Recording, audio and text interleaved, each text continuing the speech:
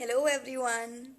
आज हम डिस्कस करेंगे कि गीता श्रीमद् भगवत गीता हमारी लाइफ में कैसे इम्पोर्टेंट है, क्यों इम्पोर्टेंट है और उसका इम्पोर्टेंस अभी के समय में इतना ज़्यादा क्यों है। नमस्ते पूर्वा जी।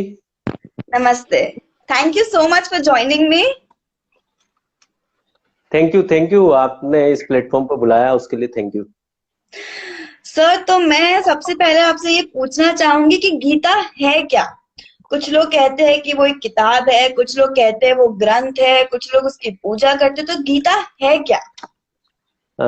बेसिकली भगवत गीता जो है वो हमारे जो लाइफ है उसके सारे सिद्धांत हैं। ऊपर वाले ने जो पूरी सृष्टि बनाई है, उसने जो नियम बनाए हैं, कैसे हमें रहना चाहिए, कैसे हमें आचार व्यवहार रखना चाहिए, पूरे लाइफ को जीने की उसमें सारे सिद्धांत हैं, जिसको अपनाकर हम अपने आचरण को, अपने विचारों को शुद्ध कर सकते हैं और एक बेटर लाइफ जी सकते हैं। अच्छा। आप प्रोफेशन वाइज तो सीए है, लेकिन जी अभी आपने किताब भी लिखी है जो जी इसी टॉपिक पर है। तो आपके जी। दिमाग में ये ही टॉपिक कैसे आया और आपने इस टॉपिक पे क्यों किताब लिखी। ये टॉपिक इसलिए आया, सबसे पहले तो क्यों आया, लिखने का मन में क्यों आया, एक तरुण सागर जी महाराज सब लोग जानते हैं, जैन मुनि है तरुण सागर जी महाराज। उनका एक जी जगह एक वाक्य मैंने पढ़ा था, उसमें लिखा था कि या तो आप कुछ ऐसा करें जीवन में कि लोग आपके बारे में लिखें, या जी आप कुछ जी। ऐसा लिखें कि लोग उसे पढ़ें, तभी आप ज्यादा टाइम तक याद किए जाओगे। तो वहां से विचार आया कि कुछ लिखना है, लेखक बनना है। फिर टॉपिक का चुनाव करना था, तो इंसिडेंस होता है कई बार कि हमें पता नहीं होता है, ऑटोमेटिक चीज अपने आप आ जाती है। मैं ट्रेन में जा रहा था मुंबई, और वहां एक गीता प्रेस की मैंने भगवत गीता ली। ये तो सभी जानते हैं कि भगवत गीता मतलब सबसे सुना है कि भाई बहुत अच्छी किताब है और सबसे बेस्ट पवित्र ग्रंथ है, इसको अपनाया जा सकता है वगैरह वगैरह।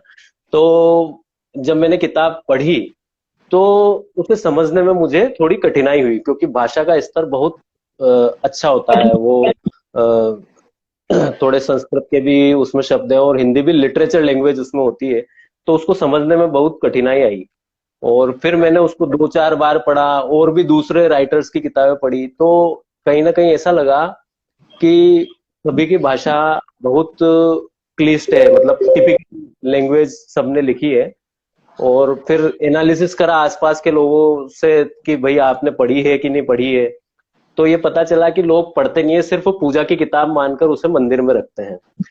तब उसके पीछे लॉजिक समझ में आया कि कोई पढ़ने की इच्छा भी करता है, समझने की कोशिश करता है, तो वो जब पढ़ने लगता है तो भाषा की कठिनता के कारण वो उससे ड्रॉप कर देता है।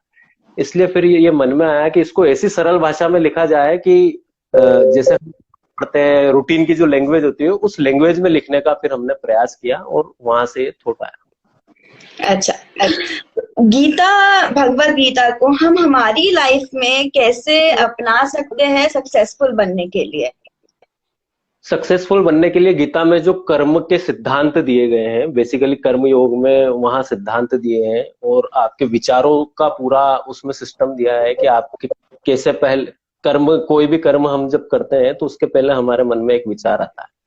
तो गीता में बताया है कि विचारों से कैसे आपका व्यक्तित्व बदलता है, फिर उसके हिसाब से जो कर्म होते हैं, फिर कर्मों फल आते हैं।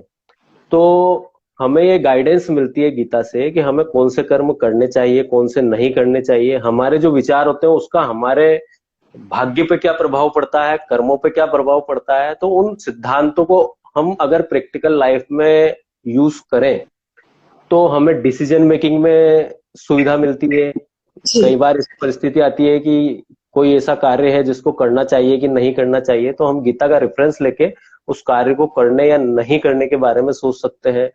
और जो प्रकृति का सिद्धांत है इसमें, प्रकृति के जो त्रिगुणमयी माया का कॉन्सेप्ट गीता में बताया है, वो बताता है कि आपके विचारों से क्या क्या चीजें होती है। जैसे हम अगर पॉजिटिव थिंकिंग लाएंगे, हम उसके हिसाब से कर्म करेंगे, तो चीजें अपने आप हमें मिलती जाती है जीवन में। अच्छा। तो क्या ऐसा हो सकता है कि किसी ने श्रीमद् भगवत गीता पढ़ी, उसको अपनी जिंदगी में अमल करने की कोशिश करी, तो उसे मोक्ष की प्राप्ति हो सकती है? बिल्कुल, अगर वो सच्चे मन से पढ़ेंगे और उन सिद्धांतों को अपनाएंगे सच्चे जी। मन से, भगवान की भक्ति करेंगे, भगवान में विश्वास रखेंगे, तो डेफिनेटली उसको मोक्ष मिलेगा। अच्छा, इस बुक की रिसर्च के टाइम पे आपको ऐसी बहुत सारी न्यू चीजें पता चली होगी कि यार ये भी चीज होती है, मुझे कभी पता भी नहीं था। जी। तो ऐसी कौन कौन सी चीजें थी और इनको आपने अपनी लाइफ में कैसे लेकर आया? कुछ चीजें जो नहीं पता चली वो ये है कि कई सारे महान व्यक्तियों ने इस पे टीकाएं लिखी है, और भगवत गीता ऐसा सब्जेक्ट है जिसपे हर व्यक्ति ने अपनी अपनी एक अलग इंटरप्रिटेशन दी है। सही है। आप कोई भी क्वेश्चन लेके, आपके दिमाग में जो भी प्रश्न है वो लेकर आप गीता पढ़ेंगे तो उसका आपको जवाब मिल जाएगा। ये इसकी सबसे खूबसूरत बात है भगवत गीता की, कि आप कोई भी प्रश्न लेके, आपकी जो भी प्रैक्टिकल समस्या है उसको लेके आप भगवत गीता पढ़ें, आपको उसके प्रश्न का उत्तर जरूर मिलेगा। और जब मैंने लिखी और उसके बाद इसको जीवन में अपनाने का प्रयास कर ही रहे हैं, मतलब पूरी तरह तो अपनाई अभी नहीं है, प्रयास ही, जीवन भर प्रयास ही करना है उसके सिद्धांतों को अपनाने का। तो कई सारे चीजें आचार व्यवहार में परिवर्तन आए हैं, पॉजिटिव थिंकिंग आई है, कोई दुख आया है या कोई अनहोनी आई है तो उसको कैसे ट्रीट करना है, उन सब में काफी नजरिया बदल गया है। बदल के तो नजरिया बदलने से तो दुनिया बदल जाती है, सब वो लोग बात भी जानते हैं। सही है। ये जो श्रीमद् भगवत गीता है वो आज के समय में कितनी रेलेवेंट है? ये लिखी ये तो पहले गई थी, पर बिल्कुल अभी के 5200 समय में साल भी कैसे काम आ सकती है लोगों के? भगवत गीता की सबसे खूबसूरती यही है कि ये चाहे 5200 साल 300 साल पहले लिखी गई, लेकिन ये आज भी उतनी ही रेलिवेंट है, और आगे भी भविष्य में जब तक धरती है, जब तक प्रकृति है, तब तक पूरी रेलिवेंट रहेगी। क्योंकि ये जो सिद्धांत बताती है वो प्रकृति और कर्मों के सिद्धांत बताती है। जो भी हम आज हैं वो किस कारण से है, हमारे पहले के कर्मों का क्या प्रभाव है, हमारे पूर्व जन्म का क्या प्रभाव है, और आगे जो हमारा भविष्य बनने वाला है उसका आज के हमारे कर्म और पीछे हमारे द्वारा जो किए गए कर्म है उससे क्या फर्क पड़ता है। तो जो पूरी थ्योरी है वो एकदम प्रैक्टिकल है, उसको अगर हम जी। समझ लेंगे तो हमारे कर्मों में ऑटोमेटिक ट्रांसफॉर्मेशन आ जाएगा, हम अच्छे कर्म करने लगेंगे और उसके रिजल्ट डेफिनेटली अच्छे ही आएंगे। गीता में मन के बारे में क्या बताया हुआ है? मतलब मन जो है वो खुद, मन हर चीजों में डोलते रहता है ऐसा कहते हैं, तो गीता में इस चीज के बारे में क्या बताया गया है? ये प्रश्न अर्जुन ने भी श्री कृष्ण जी से पूछा था कि मन को वश में करना वायु को वश में करने के समान है, तो ये असंभव जैसा लगता है। तो एकदम। श्री कृष्ण ने उन्हें जवाब दिया कि बेशक ये वायु के समान चंचल होता है, मतलब वायु के समान इसकी तीव्र गति होती है, और वायु से भी तेज गति होती है बल्कि, और चंचल भी होता है, मन इधर उधर भी जाता है। पर उन्होंने ये बताया कि अभ्यास के द्वारा इस पे कंट्रोल किया जा सकता है, क्योंकि मन से श्रेष्ठ उन्होंने बुद्धि को बताया, यानी कि विवेक को। तो विवेक के द्वारा आप मन पे कंट्रोल कर सकते हैं। मन में प्रश्न सोच विचार बहुत आएंगे, जगह जी। जगह के जी। मन डोलेगा, नेगेटिव थॉट्स पॉजिटिव थॉट्स सब आएंगे, लेकिन किसको हमें कर्म में ट्रांसफर करना है, ट्रांसफॉर्म करना है, रूपांतरित करना है, वो हम विवेक से, बुद्धि से उसका डिसीजन ले सकते हैं। सही है, सही है। ये जो पूरी इतनी पुरानी ग्रंथ है, जो अभी की सिचुएशन है कोरोना वायरस की, जी। इसमें आप कैसे इन दोनों को लिंक करेंगे? इसकी हम 3 स्टेजेस समझ सकते हैं कि पहले तो कोरोना आया क्यों। तो जी। As per Bhagavad Gita, as per Hinduism, हमारे शास्त्रों में प्रकृति को रेस्पेक्ट करने की बात कही गई है। जैसे पंच तत्व है, हम भूमि पूजन करते हैं, नदियों को माता कहते हैं, नदियों की पूजन करते हैं, सभी दिशाओं की पूजा करते हैं, 9 ग्रह की पूजा करते हैं। तो नेचुरल रिसोर्सेस की पूजा की बात भगवत गीता में भी है और हिंदुइज्म में भी है। तो हमने प्रकृति को काफी नुकसान पहुंचाया है, कुछ हद तक नेचुरल रिसोर्स यूज भी करना चाहिए, लेकिन जैसे प्लास्टिक का उपयोग है, उससे हम नेचर को बहुत बड़े पैमाने पे नुकसान पहुंचा रहे हैं। तो प्रकृति ने कहीं ना कहीं ये संदेश दिया है हमें कि आप उसके आगे कुछ भी नहीं है। और आप देखिए कि कोरोना की खूबसूरती कि सिर्फ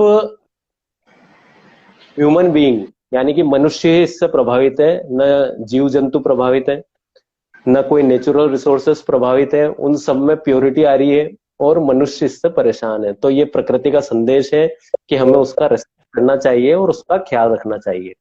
दूसरा कि अब जब ये आ गया है तब हमें क्या करना है, तो भगवत गीता में जो कर्तव्य कर्म की बात कही गई है वो हमें करना है। हमें सबसे पहले अपनी सेफ्टी रखना है। अगर घर में रह सकते हैं तो बेस्ट है, बाहर जाएं तो मास्क लगा के जाना है या जो भी गवर्नमेंट की गाइडलाइंस है उनको फॉलो करना है, और हमारे साथ साथ दूसरों की सुरक्षा को भी इंश्योर करना है। तो ये दो बातें हो गई। अब तीसरी बात कि आगे क्या होगा, कोरोना खत्म जब होगा या ये कितने टाइम चलेगा, तो मुझे ऐसा लगता है कि ये 4-6 महीने साल भर जितना भी चलेगा उसके बाद सब रूटीन लाइफ हो जाएगी। बस हमें ये ध्यान रखना है कि वापस हम प्रकृति को नुकसान पहुंचाने के सिस्टम में नहीं पहुंच जाएं। हमें उसका ध्यान रखना होगा, एनवायरनमेंट का ध्यान रखना होगा, ये सब चीजें करनी होगी। बहुत ही सही बात बोली आपने। ये बहुत जरूरी चीज है कि जब हम किसी को रिस्पेक्ट देंगे तभी वो हमारे लिए भी उतना बिल्कुल महत्वपूर्ण। सही बात है एकदम। आपने अपने ये इतने अच्छे विचारों को अपनी किताब में किस तरह से लिखा हुआ है? अपने किताब के बारे में थोड़ा सा बताइए। किताब के पीछे जो बेसिक कॉन्सेप्ट रहा है वो जैसे मैंने बताया कि अलग अलग महान लोगों की उसमें टीकाएं हैं यानी कि इंटरप्रिटेशन है। तो हमने ये डिसाइड किया कि हमें हमारा इंटरप्रिटेशन नहीं लिखना है। श्री कृष्ण जी ने जो अर्जुन को कहा सिर्फ वही हमें सिंपल शब्दों में समझाना है लोगों को, और उसके लिए हमने हर श्लोक वाइज उसका हिंदी में अर्थ लिखा इजी लैंग्वेज में। और जहां कोई कंफ्यूजन होता है किसी श्लोक में तो वहां रूटीन लाइफ के एग्जांपल्स दिए। इस तरह से उसको पूरे 18 अध्याय को समझाने का पूरा प्रयास किया। उसके बाद पूरे 18 चैप्टर्स के बाद में हमने एक पूरा क्रक्स एक 19वें अध्याय में लिखा, जिसमें पूरे 18 अध्याय का क्रक्स लिखा, जिसमें हमारा पूर्व जन्म इस जन्म के कर्म का क्या प्रभाव पड़ रहा है, भाग्य कैसे निर्धारित होता है, जीवन को आनंदमयी कैसे जिया जाए, कोई दुख आया तो उसका क्या कारण होता है। जैसे दुख की बात कर लेते हैं, अभी लाइव है सब, तो बड़ी समस्या ही कि किसी के जीवन में दुख क्यों आया जी।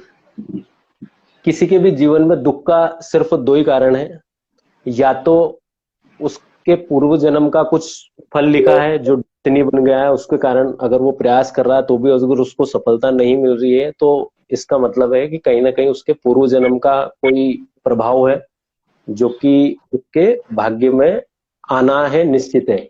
और दूसरा कारण है कि उसके इस जन्म के जो कर्म है उनका भी प्रभाव है। तो अब पूर्व जन्म के जो कर्म है उन्हें तो हम जानते नहीं है, उसके बारे में कुछ कर भी नहीं सकते। तो हमें ये एनालिसिस करना चाहिए कि इस जन्म में हमने हमारी पास्ट लाइफ में क्या लोगों के साथ व्यवहार किया है, क्या अच्छे कर्म किए हैं, क्या बुरे कर्म किए हैं, किसको हमने नुकसान पहुंचाया, किसके साथ चीटिंग की है, क्या हमने हमारे विचारों में घमंडीपन आया है या हमने किसी को इस तरह से ट्रीट किया है। तो इन सब का एनालिसिस करें और उसके लिए रिग्रेट करें। और आपको अगर किसी व्यक्ति विशेष से रिग्रेट करने में कुछ संकोच है तो आप भगवान के सामने रिग्रेट करें, तो उस जो आपने कोई भी बुरा कार्य आपसे हुआ है उसका फल कम हो जाएगा और डेफिनेटली आपको फिर आगे अच्छे रास्ते मिलेंगे, अच्छी चीजें मिलेगी, अच्छा भविष्य आपका बनेगा। जी। श्रीमद् भगवत गीता में आत्मा के बारे में क्या बताया हुआ है? आत्मा के बारे में श्री कृष्ण जी ने बताया है कि आत्मा अजर अमर है और जब से पृथ्वी शुरू हुई उसके पहले से आत्मा ट्रेवल कर रही है और जब तक ये खत्म होगी पूरी, महाप्रलय जब भी आएगा या जब भी इस धरती का सर्वनाश होगा तब तक वो आत्मा रहेगी। यानी कि जब भी जन्म होता है तो वो जैसे हम कपड़े बदलते हैं ऐसे आत्मा शरीर को बदलती है। मृत्यु के बाद वापस अगला जन्म होता है उसका, ऐसे कई जन्म, आपके भी हमारे भी सभी के कई जन्म हो चुके हैं, सैकड़ों जन्म हो चुके हैं। तो जी। ये आत्मा की थ्योरी है। अच्छा, बहुत बढ़िया। ये तो फाइनेंस के बारे में जब मैं इंडेक्स पढ़ रही थी उसमें फाइनेंस के बारे में भी बहुत सारी चीजें थी आपकी किताब में। तो फाइनेंस के साथ में कैसे लिंक किया हुआ है आपने इसको? इंडेक्स में फाइनेंस कि सक्सेस, बिजनेस में सक्सेस कैसे पा सकते हैं, ऐसा? देखिए, इसमें बिजनेस में सक्सेस का ये है कि आपको आपका कर्म करना है, ठीक है, और व्यापार में जो भी उचित चीज है वो करना है आपको। आपकी मंशा जो है वो दूसरों के साथ चीटिंग करने की नहीं होनी चाहिए, तो डेफिनेटली बिजनेस में सफलता मिलेगी। जैसे उदाहरण देता हूँ, बहुत से लोग कई बार बिजनेस में ऐसा होता है कि काफी नुकसान हो जाता है, और आप देखेंगे अगर उनकी इंटेंशन सही है, उनका लोगों का पैसा देने का मन है, वो उसी बारे में उसी और प्रयास करते हैं, तो डेफिनेटली 2 4 5 साल में वापस खड़े हो जाते हैं। तो सबसे पहला तो आपका इंटेंशन बहुत अच्छी होनी चाहिए। दूसरा, अगर आप बिजनेस कर रहे हैं और काफी मेहनत करते हैं, कई बार मेहनत के अकॉर्डिंग रिजल्ट नहीं आते हैं, तो व्यक्ति परेशान हो जाता है कि भाई मेहनत कर रहा हूँ और रिजल्ट नहीं आ रहे। तो रिजल्ट मैंने जैसा बताया कि रिजल्ट आपके पहले के कर्म और पूर्व जन्म के कर्मों से बहुत अफेक्टेड होते हैं। तो आज आपको क्या करना है कि आप कर्म कर रहे हैं, अच्छे इंटेंशन के साथ कर रहे हैं, तो आज आपका उसका रिजल्ट नहीं आ रहा है, कोई बात नहीं, लेकिन उसका जैसे आपके पिछले कर्मों का परिणाम आज आने में प्रॉब्लम दे रहा है, ऐसे ही आज जो आप अच्छे कर्म कर रहे हैं, अच्छी मेहनत कर रहे हैं, उसका परिणाम किसी न किसी रूप में भविष्य में आपको जरूर मिलेगा। तो बेसिकली आपको कर्म फल में आसक्ति नहीं रखनी चाहिए। जो गीता का कॉन्सेप्ट है कि आपको मेहनत करनी है, उद्देश्य रखना है, लक्ष्य रखना है, लेकिन पॉजिटिव आउटकम आए चाहे नेगेटिव आउटकम आए, उससे परेशान नहीं होना। डेफिनेटली वो चीजें सुधर जाती है भविष्य में। बहुत बढ़िया, बहुत बढ़िया। अभी इस टॉपिक से थोड़ा हट के अगर बात करें तो अभी आपका लॉकडाउन कैसे जा रहा है? लॉकडाउन बहुत अच्छा जा रहा है। नॉलेज एनहांसमेंट कर रहे हैं। एक मैंने कोर्स किया है हार्वर्ड यूनिवर्सिटी से, हिंदुइज्म थ्रू इट्स स्क्रिप्चर्स। उसमें वेद, उपनिषद, रामायण, महाभारत और जो हमारे देश के बड़े बड़े संत हुए हैं जैसे कबीरदास जी, सूरदास जी, मीरा, इनकी जीवनियां हैं, वो उनको पढ़ के नॉलेज एनहांसमेंट कर रहे हैं। और ऑफिस का काम चलने लगा है ऑनलाइन, तो वो कर रहे हैं। बहुत बढ़िया। हमारे लिए गर्व की बात है कि आप इतने लर्नर्ड इंसान हमारे साथ में हैं अभी। बहुत अच्छी बात है ये तो। और व्यूअर्स के लिए ये किताब जो आपने लिखी हुई है, ये कहाँ पे वो पढ़ सकते हैं, कहाँ से उनको मिल सकती है ये किताब, वो चाहे पढ़ना तो? ये amazon.in पे उपलब्ध है, हिंदी वर्जन और फिजिकल फॉर्म में। तो अभी तो वो डिलीवरी लॉकडाउन के बाद ही स्टार्ट करेंगे। और इंग्लिश वर्जन इसका अमेजन किंडल पे अवेलेबल है। अच्छा, तो जो इंग्लिश के रीडर्स हैं वो अमेजन किंडल पे इसे पढ़ सकते हैं। इंदौर के बारे में अगर हम बात करें तो इंदौर के बारे में आपका क्या कहना है? इतने केसेस बढ़ते जा रहे हैं, उस पर आपका क्या विचार है? केसेस तो इंदौर, मुंबई, दिल्ली, ये जो बड़ी बड़ी सिटीज हैं यहाँ सब जगह बढ़ रहे हैं, पर यहाँ के जो कलेक्टर हैं और जो गवर्नमेंट है वो पूरी व्यवस्था अच्छी कर रहे हैं। अगर उनकी व्यवस्था कम होती तो हो सकता है इससे ज्यादा केसेस होते हैं। तो इसका तो धीरे धीरे ही इम्पेक्ट आएगा, और भगवान से यही प्रार्थना करेंगे कि जल्दी ये खत्म हो, बीमारी, लॉकडाउन खत्म हो। जी जी, बिल्कुल। ठीक है, फिर मैं अभी यहाँ पे एंड करती हूँ इस सेशन को। थैंक यू पूर्वा जी, इस प्लेटफॉर्म पर बुलाने के लिए। आपने इतना अपना नॉलेज शेयर किया हमारे साथ में। बहुत बहुत धन्यवाद। So much, thank you so much.